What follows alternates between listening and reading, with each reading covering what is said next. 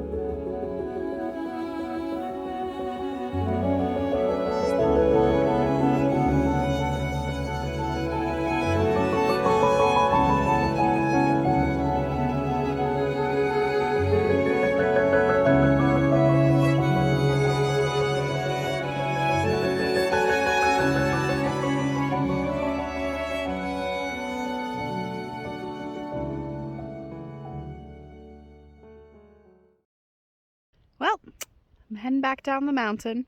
It's been beautiful.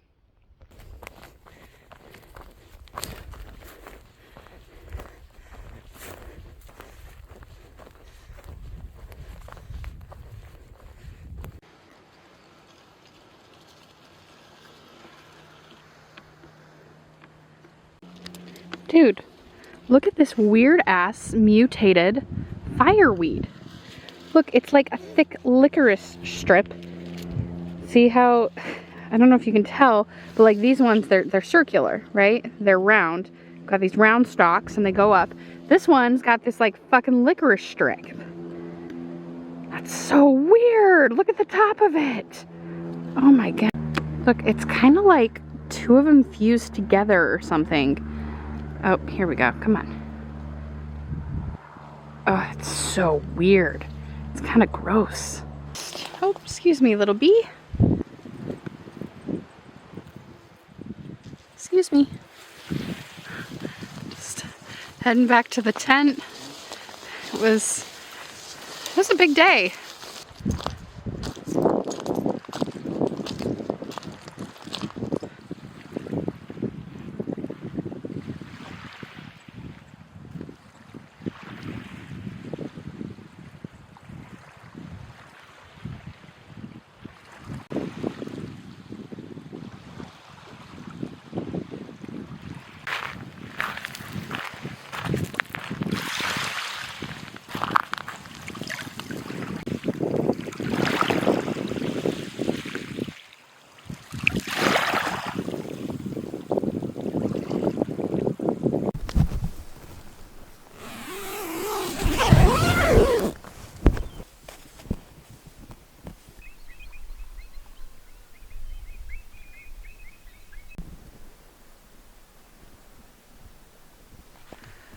Good morning.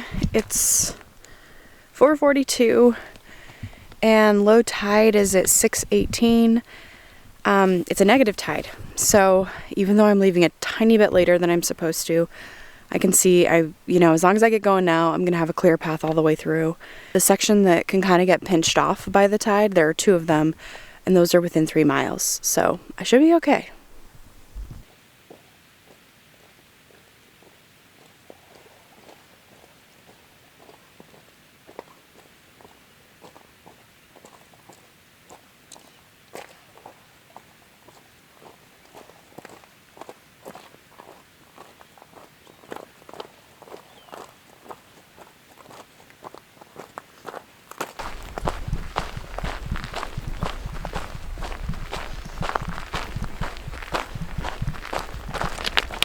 tide charts are only predictions, kind of like the weather. Things can always change, and I think the tide has actually already switched. It's not like coming in fast or anything, you know. We're still at that low point, but I think it's already switched. So I'm gonna keep rolling. I'm not worried about it. It's such a low tide, and I already hit one of the pinch points, so it should be okay.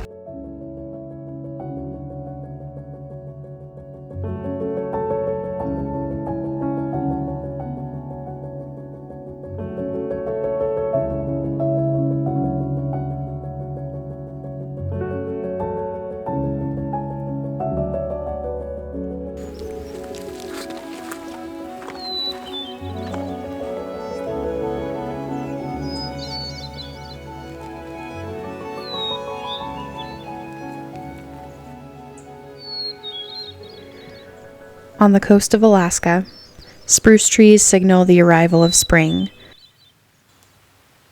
with tender, bright green tips at the end of each branch.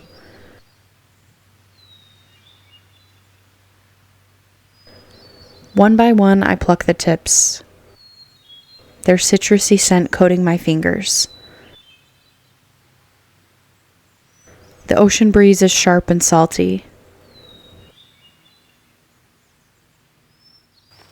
As I move from tree to tree, I'm mindful not to overharvest, and I only take as many spruce tips as I'm going to use for syrups.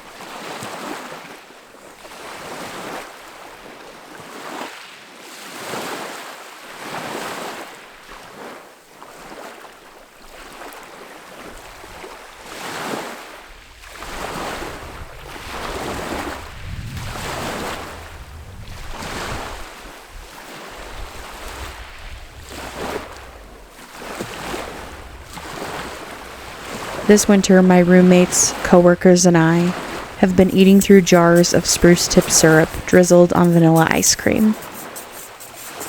Alaska is the gift that keeps on giving.